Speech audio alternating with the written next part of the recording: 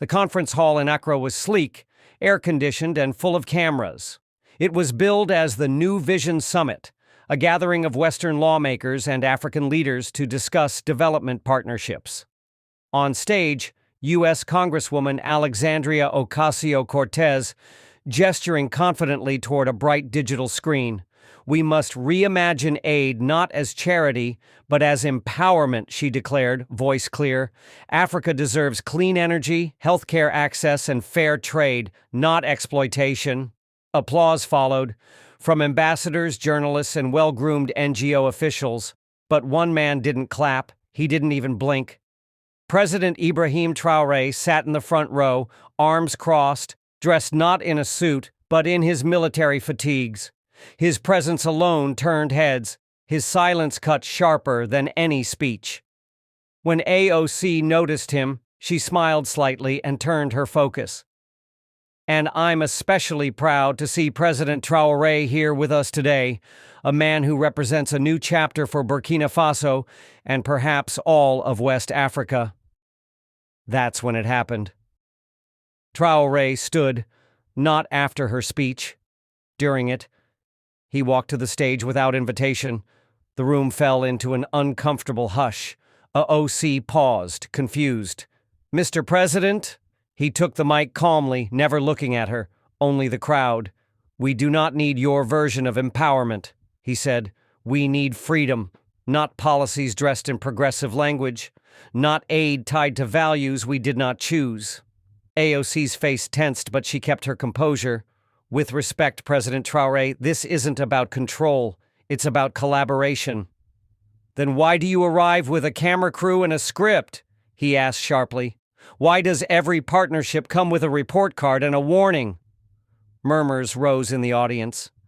The moderators looked panicked. "We welcome partnership," Traoré continued, "but not supervision. Not from empires in denial and not from activists in disguise." AOC tried to respond, but he turned away from her, addressing the room. "If Africa must rise, it will rise on its own terms. And if you came here to teach us how to be free, go back." The room was silent. Then came one hesitant clap, then another, then dozens. Not for disrespect, but for resonance.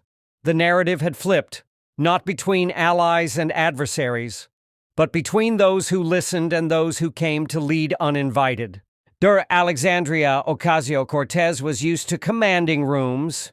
She'd faced Wall Street executives, conservative senators, and primetime pundits. But this silence felt different. It wasn't rejection. It was something worse. Indifference to authority. After Traoré's unscripted shutdown, the panel resumed awkwardly. A moderator mumbled something about differing perspectives, and AOC smiled graciously, but her eyes betrayed her. They flicked to her team, her notes, her phone. "Did we miss something?" she whispered to her aide backstage. "We underestimated him." What she didn't know was that outside the polished conference center, Traoré's words had already gone viral. On West African social media, clips of his speech, especially the last line, were trending under crying, "Go back. Not your student." Traoré speaks in Lagos. A youth activist posted, "We don't need saviors. We need space." In Dakar, a street vendor shared, "He said what we've been whispering for years." That evening, at the hotel debrief, AOC sat at the head of a long, sterile table. "Let's be clear," she said, voice firm. "This wasn't hostility. This was miscommunication. He's reacting to centuries of trauma. Our job is to keep the message on course: dignity, democracy, development." A junior advisor cleared his throat. "Ma'am, with all due respect, that may be the problem." She raised an eyebrow. "Excuse me. We're talking dignity, but they're talking independence.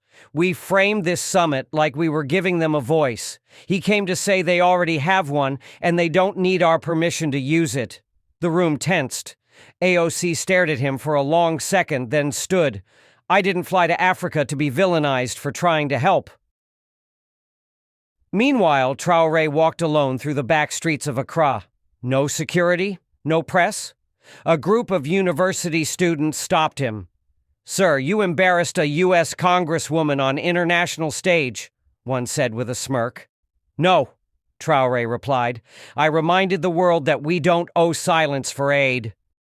"But don't you think you could have handled it more diplomatically?" He looked at the young man and smiled. "Diplomacy is what they call it when you stay polite while being slowly colonized again." The summit continued, but the story had changed. AOC came to talk about the future of Africa, but now everyone was asking, whose future? Defined by whom? The U.S. Embassy issued a statement the next morning. Congresswoman Alexandria Ocasio-Cortez remains committed to meaningful dialogue and partnership with African leaders. The recent exchange with President Traoré underscores the importance of open discourse and shared values. Polite, hollow, carefully engineered not to offend. But in Ouagadougou, the statement landed with a thud. In cafes, markets, and taxi radios, people weren't discussing what AOC meant. They were celebrating that someone finally spoke back. Meanwhile, Traoré returned to Burkina Faso without fanfare. He gave no interviews, held no press conference, but in a closed-door cabinet meeting, he made his position clear. "The West is evolving," he said. "They've replaced domination with dialogue, but the goal is the same: control." One minister raised a concern. "Isn't it better to have someone like her on our side than someone like Trump?" Traoré shook his head. "The tone changes, the tactics remain. Trump threatened us with bullets. She comes with smiles and charts. Both arrive with terms." In Washington, AOC faced backlash from unexpected quarters. Progressive journalists questioned why she tried to rebrand American leadership instead of challenging it. African diaspora writers called her visit performative humanitarianism. Even left-wing think tanks treaded carefully. She called her communications team, "I want a new statement, one that acknowledges his pain but also reinforces our mission."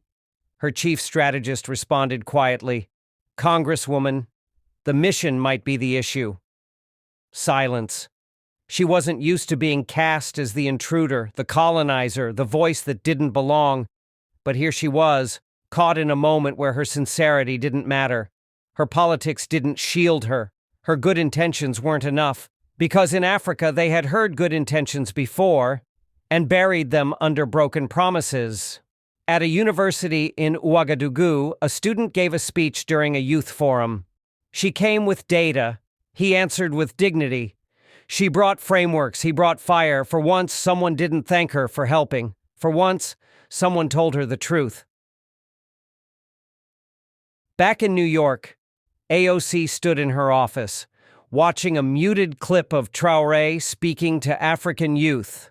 No teleprompter, no applause track, no flag behind him, just clarity. "You do not liberate the hungry with slogans," he was saying. "You do it by letting them grow what they want and never asking for permission." She closed the laptop. For the first time in a long while, she had nothing to say. The leaked memo hit the press like a dropped match in dry grass.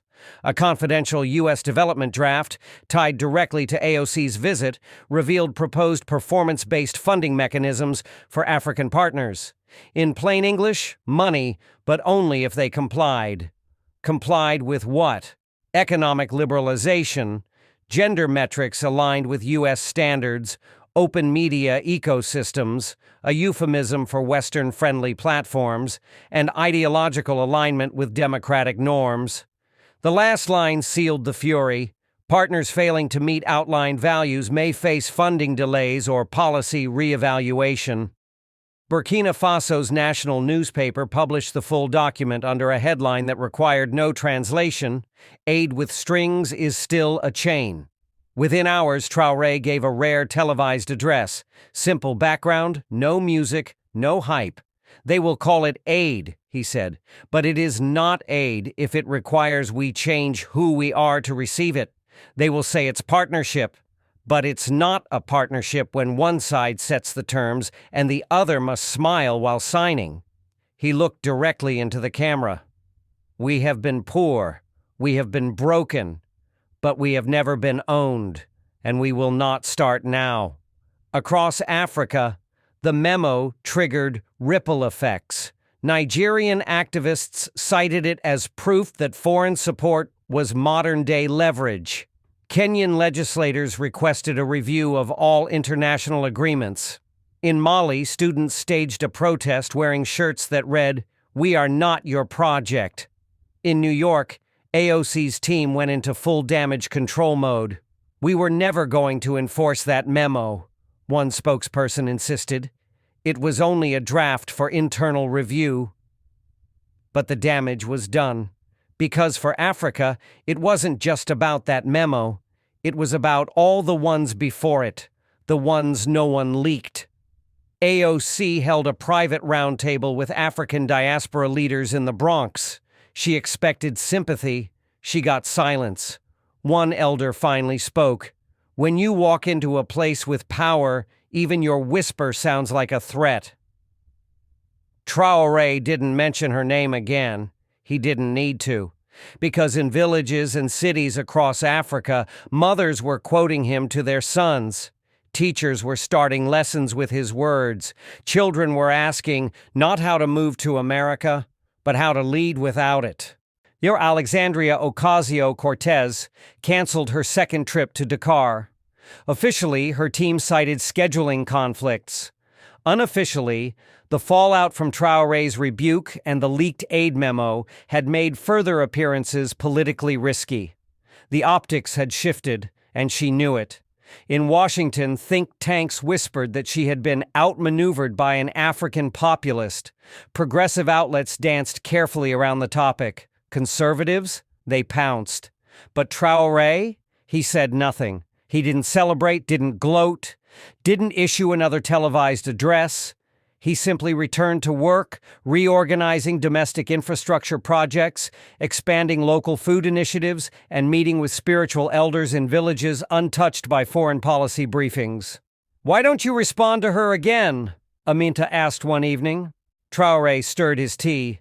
"Because silence isn't surrender," he said. "It's sovereignty." Meanwhile, in New York, AOC faced a new wave of questions. Is the Congresswoman rethinking her approach to foreign partnerships? Was the Burkina Faso visit a political miscalculation? At first, she ignored them. But then came the student question, asked during a live stream at a college town hall, "Why did you think Africa needed your help in the first place?" For a moment, the screen froze. Not the connection. Her. AOC cleared her throat.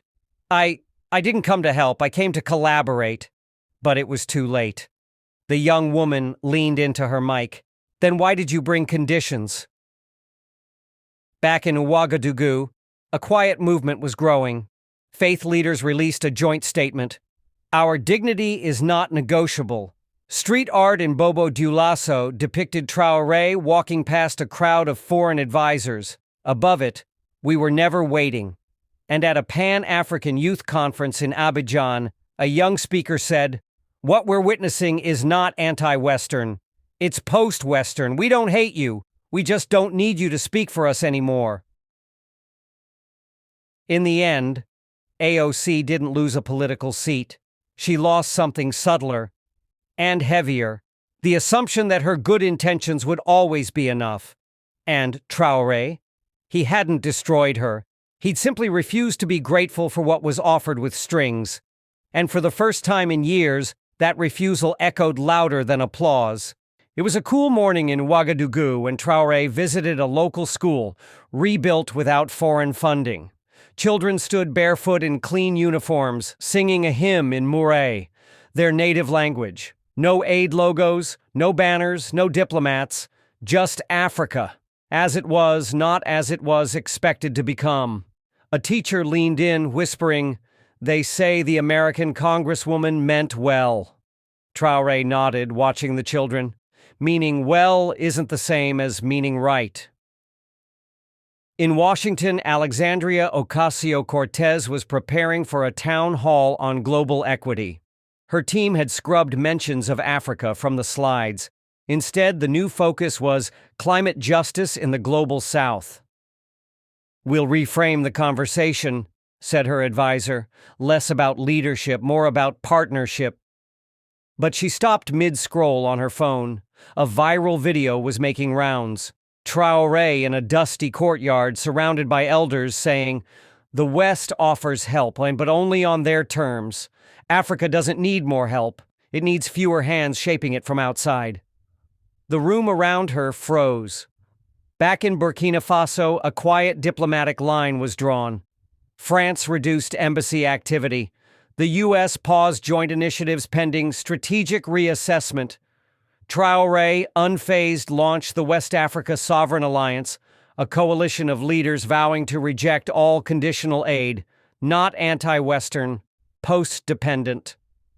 AOC was invited to speak at a UN development forum. She hesitated. "They'll expect me to say something about Burkina Faso," she told her chief of staff. "And if you don't, it'll be louder than if you did." She stepped onto the global stage, lights hot on her face. For 20 minutes, she spoke about green tech, infrastructure, and women's rights. Not once did she mention Africa. And yet, every reporter heard the silence. That night, a mural appeared in downtown Ouagadougou. Traoré, eyes closed in prayer, surrounded by students, farmers, and elders. No flags, no slogans, just one sentence written boldly in 3 languages. Alexandria Ocasio-Cortez stared at the muted clip again. Traoré, standing in the sun with no security, speaking to market women in a small Burkinabe village. "They say we need guidance. We say, stop telling us how to walk." The video had 14 million views across Africa. Not a single word was in English.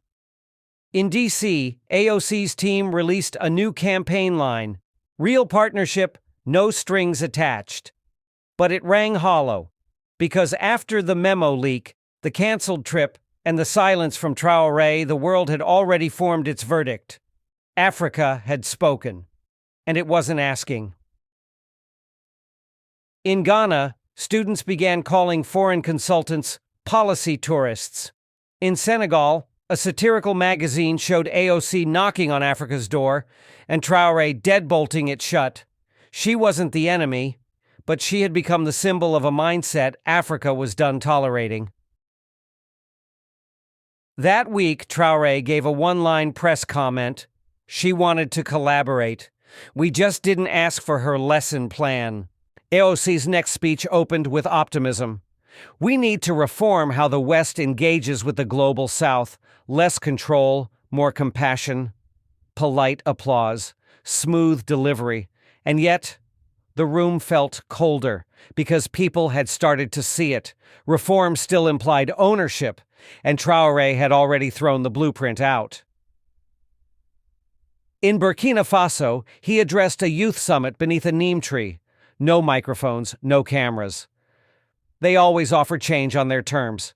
But real change means saying, "Thank you, we'll handle it from here." Students nodded. Some stood. One shouted, "We don't want a softer chain." In Washington, AOC staff debated re-engagement. Should we reach out? Propose a new forum? She shook her head slowly. Number not yet. Maybe never. Even she was starting to realize, you can't teach freedom to people who've already paid for it. CNN ran a segment titled, "Can the West Still Lead the Global South?" None of the African panelists said yes. One of them, a political science professor from Nairobi, simply said, "Maybe the West shouldn't lead. Maybe it should listen." That line went viral faster than the anchor could follow up. Meanwhile, Traoré sat in a rural town hall listening to a rice farmer. "We don't need development conferences," the man said. "We need you to protect our land from those who come with contracts and smiles." Traoré nodded once. No paper replaces soil. In New York, AOC gave an exclusive interview. "I've learned a lot from the Burkina Faso moment," she admitted, "but I stand by the values we tried to promote." "Even the conditions?" the interviewer asked. She hesitated. Maybe the conditions were never theirs to accept. Outside the studio, protesters held signs. Traoré was right. Stop teaching. Start respecting. And on social media, one phrase trended across 3 continents. The lesson has reversed. The summit halls emptied. The hashtag stopped trending, but something remained. Not in headlines, not in policy memos, in people. AOC returned to her district, more cautious, less certain. She still believed in justice, but now she understood justice couldn't be delivered like a care package. It had to be claimed and defined by the people themselves. In Burkina Faso, Traoré stood beside a well that had just been completed. No foreign funding, no outside consultants, just local engineers and villagers. This, he said to a small crowd, is not progress. This is normal when you're left alone to build it. They laughed, then they clapped, not for a savior, for themselves. Months later, AOC received a letter. It wasn't official. It wasn't hostile. It was handwritten from a Burkina Faso student. You don't need to save us. Just stop expecting us to be grateful for the change we didn't ask for. She folded the letter slowly and placed it in a drawer. Not forgotten. Not forgiven. Understood. That single moment, when Traoré looked her in the eye and said, "Go back," echoed far longer than any deal or treaty ever could. It was not rejection, it was revelation, and it didn't end her career. It redefined the conversation. She came with good intentions. She brought words like justice, equity, and partnership. But what she didn't bring was humility. Alexandria Ocasio-Cortez thought she was offering help. Ibrahim Traoré made it clear, Africa is not a classroom, and Africans are not students in need of correction. This wasn't just a clash between 2 leaders, it was a collision between 2 worldviews. One still believed that progress could be packaged in policy, the other knew that freedom can't be outsourced or delivered with conditions. Traoré didn't shout. He didn't posture. He just said what no one else had the courage to say. We're not waiting for your approval. We're not your project. If you truly want to help, start by stepping aside. And that's what made it unforgettable. In that moment, it wasn't Africa that was taught a lesson. It was the West. And the echo of that moment still lingers in every room where power mistakes itself for virtue. Because sometimes the strongest leadership is simply the strength to say, no, not like this.